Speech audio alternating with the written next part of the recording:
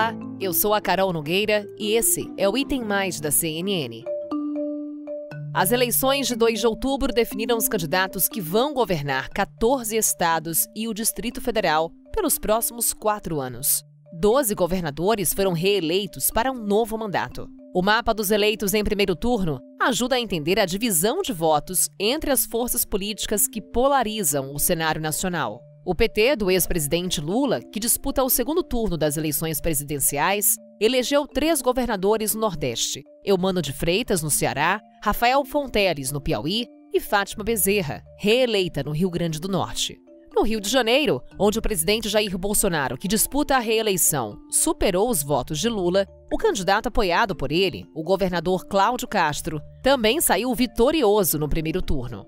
No Paraná e no Distrito Federal também foram reeleitos governadores que tinham o apoio do PL de Bolsonaro: Ratinho Júnior, do PSD, e Ibanez Rocha, do MDB.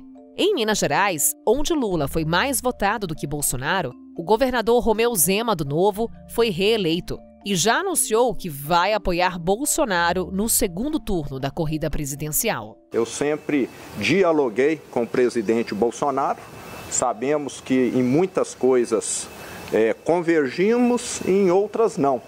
Mas é um momento em que o Brasil precisa caminhar para frente e eu acredito muito mais na proposta do presidente Bolsonaro do que na proposta do adversário. Então eu estou aqui hoje para declarar o meu apoio à candidatura do presidente Bolsonaro. Já em outras 12 disputas estaduais, a definição do governador ficou para o segundo turno, no próximo dia 30. É o caso de São Paulo e Bahia, 2 dos maiores colégios eleitorais do país. Nos 2 estados, os resultados do primeiro turno foram diferentes do que apontavam a maioria das pesquisas. A votação do ex-ministro Tarcísio de Freitas, com o apoio de Bolsonaro entre os paulistas, e do petista Jerônimo Rodrigues, apoiado por Lula entre os baianos, superaram as expectativas. Fernando Haddad já disse, os votos que eram de Tarcísio já foram antecipados. Será que o eleitor de Rodrigo Garcia migra assim tão fácil para Fernando Haddad? Não sei, o Tarcísio não é um bolsonarista xiita. Ele tem a capacidade de conquistar esse eleitor e ele vai fazer isso. Por outro lado, a estratégia do Tarcísio era muito clara de fazer uma migração forte para o centro. Só que Bolsonaro chegando mais forte na campanha de segundo turno e precisando muito dele, será que ele vai conseguir manter essa estratégia? Enorme força do Lula como cabo eleitoral da Bahia, também do governador Rui Costa. Não era o candidato preferido do PT, foi uma escolha do Rui Costa. O desempenho de Roma também está acima do previsto. Vai ser interessante mesmo observar para onde vai esse apoio e a situação está complicada para um ACM Neto. Afinal, qual foi o recado que veio das urnas nos estados? Sobre essa e outras questões, conversamos agora com Marco Antônio Teixeira. Ele é cientista político, professor da Fundação Getúlio Vargas. Marco, muito bom te ter aqui no Item Mais. Bem-vindo. Obrigado. Marco, para a gente começar a nossa conversa, queria olhar para você para o mapa geral que a gente tem hoje quando falamos das disputas estaduais. Tivemos muitos governadores sendo eleitos agora em primeiro turno, grande parte deles reeleitos. É um movimento que, em certa medida, se difere do que a gente viu em 2018, quando as eleições foram pautadas ali num discurso de renovação. O que explica esse sentimento de continuidade do eleitor? O que aconteceu com aquele movimento de renovação que tomou conta de 2018? Olha, 2018 tinha um contexto muito forte de Lava Jato, né, e de candidatos que se apresentavam como antissistema, né? O Bolsonaro, por mais que fosse do sistema, foi eleito nesse contexto, né? Isso vale para os candidatos ao governo de estados. Em 2018,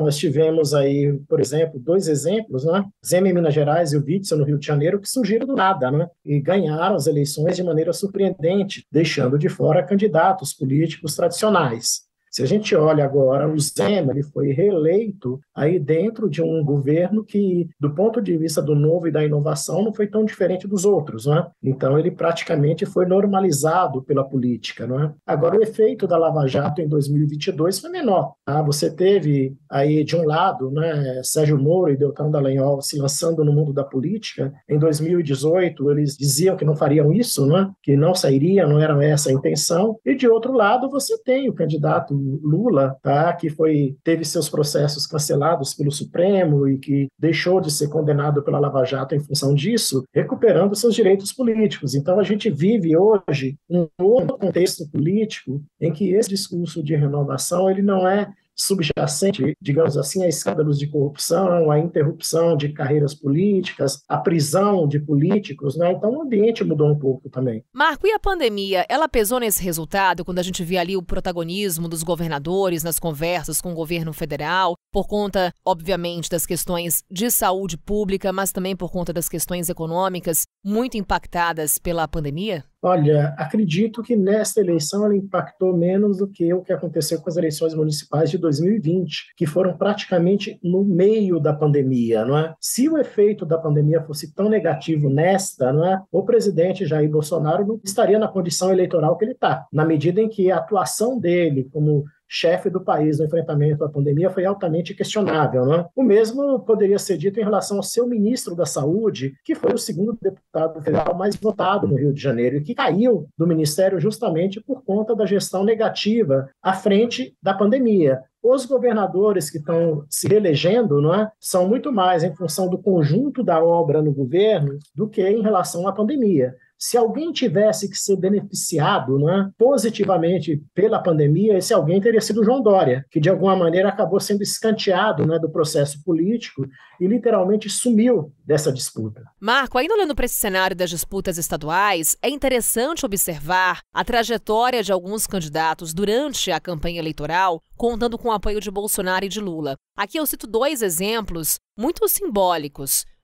Jerônimo Rodrigues, ele candidato ao governo da Bahia pelo PT, estava em segundo lugar nas pesquisas, não iria nem para um segundo turno, porém quando Lula aparece de fato na campanha de Jerônimo, ele não só vai para o segundo turno, como ele supera a ACM Neto, que no início da campanha eleitoral seria eleito em primeiro turno, segundo as pesquisas de intenção de voto. E o outro exemplo que eu trago é do centro-oeste do país, Mato Grosso do Sul. Por lá, Capitão Contar, que estava em terceiro lugar nas pesquisas de intenção de voto, vai para o segundo turno em primeiro lugar, após o presidente Jair Bolsonaro declarar apoio público ao candidato durante o último debate, aquele que antecedeu o primeiro turno. De fato, o apoio dos 2 personagens, Lula e Bolsonaro, pesam muito na disputa estadual? Eu não tenho dúvida, não é? O Lula a gente pode recuar um pouco, né, e lembrar que o Fernando Haddad foi eleito prefeito em função, sobretudo, do apadrinhamento do Lula, primeiro a candidatura dele e depois a campanha, né? E se a gente for para a Bahia,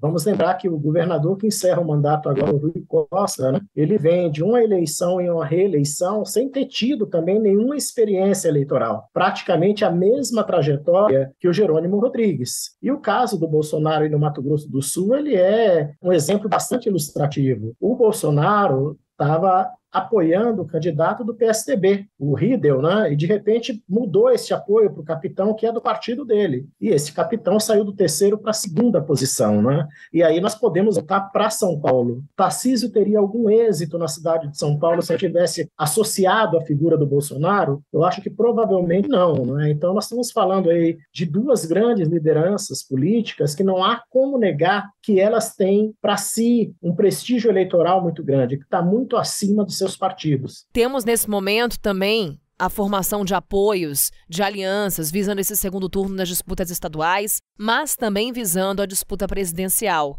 Governador elege presidente ou presidente elege governador? Ou essa é uma via de mão dupla? É uma via de mão dupla, né? O Bolsonaro hoje está apostando todas as suas fichas no Zema para poder reverter o quadro em Minas Gerais. Ele precisa dessa reversão de quadro lá, assim como também o Bolsonaro espera que, se ele fechar um apoio com a ACM Neto, a condição dele na Bahia mude, não é? Agora, a gente acabou de ver exemplos aí no sentido contrário, não é? O caso do Mato Grosso do Sul é um exemplo claro. O candidato está indo para o segundo turno em função do apoio do Jair Bolsonaro. O Jerônimo Rodrigues está indo para o segundo turno em função do apoio que ele recebe do Lula, né? O Lula espera também, obviamente, que em outros lugares que está havendo ou não está havendo segundo turno, por exemplo, no Ceará, tá, o apoio do governador eleito no primeiro turno, que também é do PT, mesmo sem campanha estadual, ajude a somar votos, sobretudo aqueles votos que foram dados para o Ciro, né? E não para ele, não para o Bolsonaro, que vão se somar à votação que ele precisa para ter êxito na eleição presidencial. Como nós estamos falando de um país muito diferente, Carol, tem lugares que o candidato tem mais prestígio que o candidato a governador. Tem lugar que é o contrário, né? Ele precisa chegar nesse lugar levado pelo candidato a governador para poder conseguir votos. Fato é, um palanque estadual faz a diferença na eleição. Faz a diferença, sobretudo numa eleição polarizada como essa, que cada voto soma, não é? Marco, fazendo um pouco mais essa relação da disputa presidencial com a disputa estadual, quais seriam hoje aqueles colégios eleitorais fundamentais, tanto para Lula quanto para Bolsonaro, onde as atenções dos dois candidatos devem se concentrar? Olha, vamos imaginar que os candidatos não tenham como perder os votos que tiveram no primeiro turno, não é? Onde que o Bolsonaro tem que avançar, sobretudo no Nordeste. Nominadamente a Bahia. A Bahia deu quase 4 milhões de votos à frente para o Lula. É muita coisa. Minas também é um caso exemplar. O candidato ao governo de Minas, o Zema, é antipetista, mas o Lula ganhou a eleição em Minas com uma dobradinha, Lula-Zema, dobradinha espontânea feita pelo eleitor. O Bolsonaro quer reverter essa dobradinha, não é? Fazer com que tudo vire Bolsonaro. E o Lula, sem dúvida alguma, precisa avançar sobre São Paulo, né? É o seu domicílio eleitoral, é o berço do PT, ele tem um candidato apadrinhado por ele, mas este candidato não o carrega aqui, é ele que carrega o candidato. Ele teve perto de 6% a mais de votos do que o próprio Fernando Haddad. Então ele precisa aqui juntar a força do Haddad, juntar o prestígio dele, juntar possíveis aliados para ver se ele avança. Lula depende hoje fundamentalmente de São Paulo, do Rio Grande do Sul e do Rio de Janeiro. O Bolsonaro depende fundamentalmente de Minas Gerais e do Nordeste, sobretudo da Bahia. Marco, para a gente encerrar, quando observamos os resultados das urnas nos estados, qual é o recado que você tira? Olha, são recados muito diferentes, não é? O eleitor paulista escolheu em função do candidato presidencial, isso é muito claro, né? Então, o sucesso do Tarcísio é muito mais obra do Bolsonaro do que do próprio Tarcísio, né? E o eleitor, em outros lugares, escolheu pela continuidade, tá? O caso Zema, o caso Cláudio Castro, a revelia de todas as denúncias que tiveram contra o governo Cláudio Castro, ele foi eleito em primeiro turno, né? Então, é preciso entender um pouco também, e aí tem uma diferença de 2018, né, Carol? Se o Cláudio Castro fosse candidato em 2018, com tudo aquilo que se falou do governo dele, de contratações secretas, de pagamento de cabo eleitoral com verba pública, ele não teria passado do primeiro turno. Só para a gente perceber o quanto o ambiente mudou. Provavelmente mudou muita coisa no Rio de Janeiro e a gente não sabe, porque não tem censo, não tem tido pesquisas da nova demografia da cidade, não é? O Rio de Janeiro hoje é uma cidade que tem muito evangélico, provavelmente tem mais evangélico do que católico, não é? E as pesquisas não estão dando conta de captar isso. E como as igrejas têm muita influência, o Cláudio Castro, apesar de católico, ele é de um segmento católico muito parecido com os segmentos evangélicos, dada a sua natureza conservadora, ele deve ter tido, digamos assim, um apoio muito significativo neste grupo social que costuma votar coletivamente também. Marco Antônio, obrigada por trazer para a gente esse olhar, essa leitura sobre as eleições estaduais e até uma próxima. Um abraço, tchau, tchau. No balanço dos resultados do primeiro turno nos estados, o PT foi o partido que, por enquanto, elegeu o maior número de governadores. 3 dos 15 eleitos no último domingo. Junto com os eleitos pelo PSB no Maranhão e pelo Solidariedade no Amapá, a coligação que apoia o ex-presidente Lula soma 5 governadores. O PL de Bolsonaro venceu no Rio de Janeiro. E junto com as vitórias do PP no Acre e em Roraima e do Republicanos em Tocantins, os partidos que apoiam o presidente já contam com 4 governadores eleitos. No Pará, o governador reeleito pelo MDB, Helder Barbalho, era apoiado pelo PT de Lula. Já no Paraná, no Distrito Federal e no Mato Grosso, a vitória foi de candidatos que contavam com o apoio do PL de Bolsonaro. No segundo turno, PT, PL, União Brasil e PSDB são os partidos com mais candidatos ainda na disputa, 4 cada. E o primeiro turno da eleição presidencial mostra um país dividido, principalmente quando se compara o resultado das urnas por estado. O candidato do PT, Luiz Inácio Lula da Silva, foi o mais votado, como foi lembrado pela Danúbia Braga, em 14 estados, pegando inclusive toda a região Nordeste. Já o candidato do PL à reeleição, Jair Bolsonaro, venceu em 12 estados e no Distrito Federal, com maior adesão na região Sul e Centro-Oeste. As regiões Sudeste e Norte ficaram divididas. No Sudeste, Lula venceu em Minas Gerais, mas perdeu nos outros 3 estados. No Norte, 4 estados ficaram com o petista. Em outros 3, Bolsonaro foi o mais votado. Como os palanques estaduais podem influenciar os rumos da corrida presidencial no segundo turno? Qual é o balanço político-partidário das eleições estaduais? É o que vamos saber agora com a nossa analista de política aqui da CNN, a Basília Rodrigues. Basília, muito bom te ter aqui de volta no Item Mais. Bem-vinda. Oi, Carol, tudo bem? Basília, em que medida é possível estabelecer uma relação entre o mapa político das disputas estaduais e a corrida presidencial? Olha, apesar da forte polarização, teve eleitor que foi às urnas neste domingo fazendo uma combinação, colocando seus candidatos prediletos aos governos locais, sem que necessariamente estivessem identificados com as principais candidaturas, a de Lula e a de Bolsonaro. Então, eles conseguiram dissociar as candidaturas locais das candidaturas para a presidência da República, em certa medida, dado aí o jogo ainda ser de primeiro turno e também porque as perspectivas para as escolhas locais tinham muito mais opções, né? Pessoas que se colocavam no jogo como candidatos mais viáveis a vencer esta disputa pelos governos locais, pelo comando de seus estados, muito diferentemente do que a gente viu para a disputa à presidência da República, em que o jogo polarizado vigorou. Então, apesar da polarização lá para a presidência,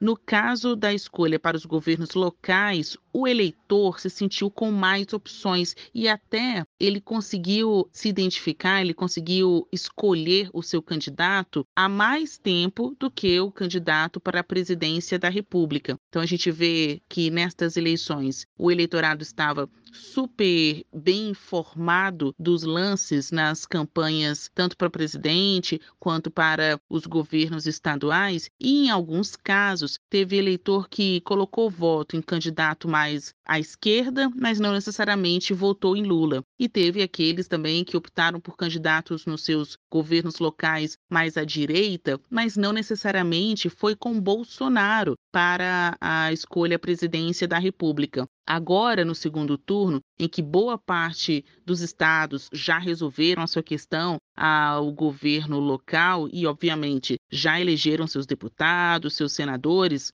a disputa para a presidência da República está afunilada e ficaram mesmo como candidatos, como opções para os eleitores quem desde o início concentrava mais votos: Lula e Bolsonaro. Agora é a hora da escolha para a presidência da República. O que as campanhas fazem? Tentam convencer os eleitores dos governadores eleitos a transferirem esses votos para os candidatos à presidência da República. Então, nada mais do que natural que candidatos eleitos e que sejam dos mesmos partidos que Lula e Bolsonaro já tenham anunciado que estão com os seus presidentes, né, os seus respectivos candidatos à presidência da República. Você tem Cláudio Castro, que foi o governador eleito no Rio de Janeiro pelo PL, mesmo partido que Bolsonaro, dizendo que está com o presidente da República nessa disputa de segundo turno. É tão natural quanto Fátima Bezerra, eleita governadora no Rio Grande do Norte, a petista que teve 58% dos votos, anuncie ou diga, obviamente, que está com o ex-presidente Luiz Inácio Lula da Silva nesta disputa.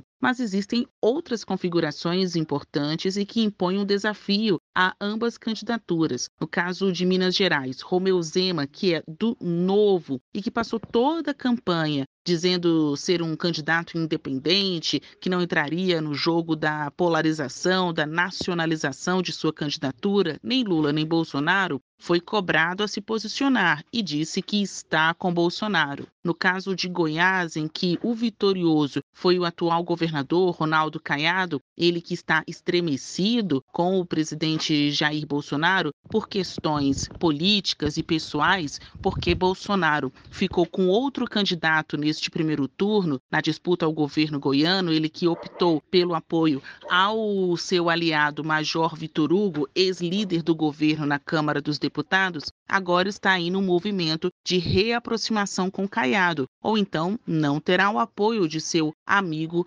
neste segundo turno. Basília, há pouco a gente conversava com um cientista político, Marco Antônio Teixeira, e ele destacava para a gente alguns colégios eleitorais que são fundamentais quando a gente olha para a corrida presidencial, portanto a importância dos palanques estaduais nessa disputa, nessa corrida ao Palácio do Planalto. Nesse momento, qual que é a estratégia das campanhas de Lula e Bolsonaro no que se refere a esse olhar para os governos estaduais? São Paulo repete exatamente a disputa nacional, em que há como candidatos o aliado de Jair Bolsonaro, Tarcísio Gomes, ex-ministro da Infraestrutura, e o aliado de Lula, Fernando Haddad, ex-prefeito de São Paulo, ex-ministro da Educação. Ali, alguns apoios que poderão fazer diferença estão nas mãos do PSD de Kassab, que se coloca mais inclinado ao apoio a Tarcísio, não necessariamente a Bolsonaro, mas no governo local ele prefere, dizem seus interlocutores, Tarcísio Gomes, assim também como poderá fazer diferença o apoio do PSDB,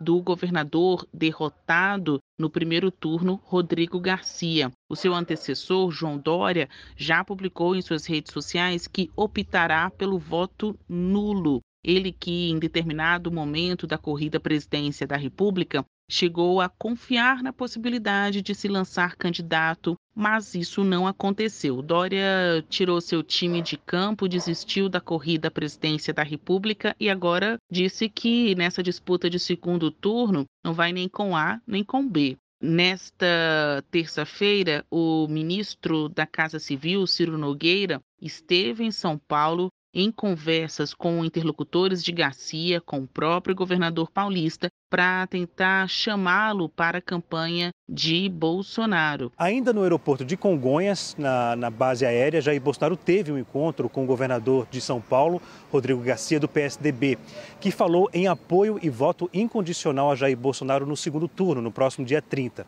Mas o PSDB já decidiu que vai liberar os seus diretórios estaduais, então é cada um por si. São Paulo poderá apoiar Bolsonaro, ainda que o Rio Grande do Sul, encabeçado aí com a candidatura de Eduardo Leite, possa optar por uma aliança com o PT para vencer a candidatura de Onyx Lorenzoni, o candidato bolsonarista ao governo gaúcho. Basília, para a gente encerrar, eu quero olhar contigo ainda mais para frente, passando o 30 de outubro, passando esse segundo turno das eleições. Pelo que temos hoje aí de cenário nos governos estaduais, o que a gente consegue projetar em termos de relação com o governo federal, a depender do resultado de 30 de outubro? Se Lula é eleito ou se Bolsonaro é reeleito? A gente consegue fazer esse exercício de projeção quando a gente observa os partidos que ganharam protagonismo agora em 2022? Seja Lula, seja Bolsonaro, um dos principais desafios do próximo presidente da República vai ser a aprovação da reforma tributária. E aí a gente está falando de um assunto que mexe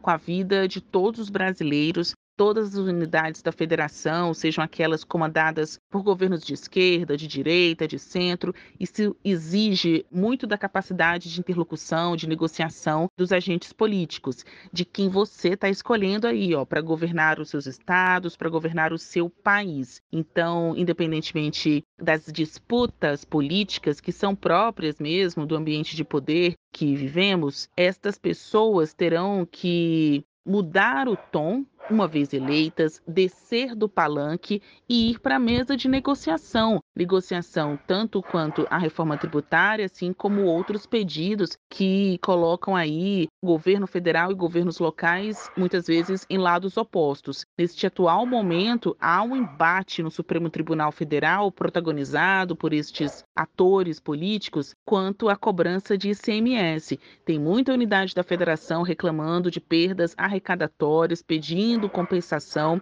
devido à aprovação daquela lei que impôs um teto no ICMS, ou seja, congelou o valor do ICMS, não permitindo que ele pudesse ser reajustado para mais de 18%. Então, isso acaba deixando muitos estados dependentes de uma decisão judicial, de uma nova aprovação de lei no Congresso Nacional. Este é um assunto que vai acabar em 2022 e continuará em aberto. É problema para os próximos mandatários. É problema para o próximo presidente da República, para os próximos governadores. E mais do que isso, no dia seguinte à eleição de segundo turno, ou até mesmo no próprio dia ali, na própria definição do segundo turno, o presidente da República eleito deverá conclamar uma unificação, porque ele estará assumindo um país dividido, um país polarizado. Ainda tem muito político atrás de entender o resultado, a resposta das urnas do primeiro turno, porque foram simplesmente 48% dos votos para Lula, um ex-presidente da República,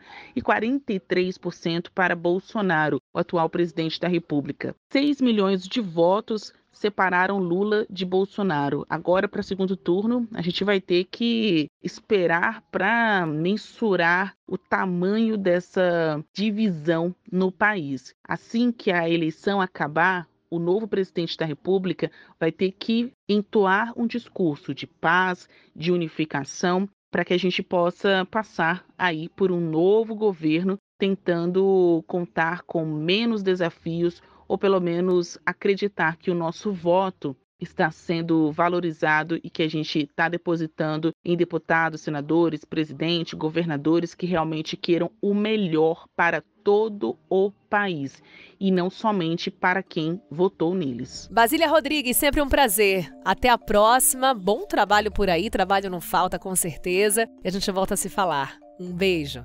Tchau, Carol. Ótimo falar com você. Beijo. É o Item Mais de olho nas eleições. Segundo turno está se aproximando. A gente, claro, vai trazer todos os detalhes para você aqui no nosso podcast. Amanhã a gente está de volta com outro assunto e até lá.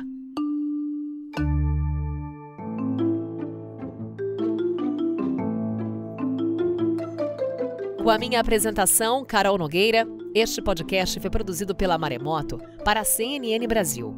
Roteiro e pesquisa, Lucas Scherer. Revisão editorial Maremoto, Amanda Mira. Pauta e produção, Danilo Santana e Cecília Fernandes. Edição e sonorização, Luan Alencar. Coordenação geral, Paula Weinberg e Felipe Gomes. Coordenação de produto, Verônica Schneider. Coordenação editorial, Diego Toledo. Você também pode ouvir o Item Mais no site da CNN Brasil. E aproveite para conhecer os nossos outros programas em áudio. Acesse cnnbrasil.com.br/podcasts.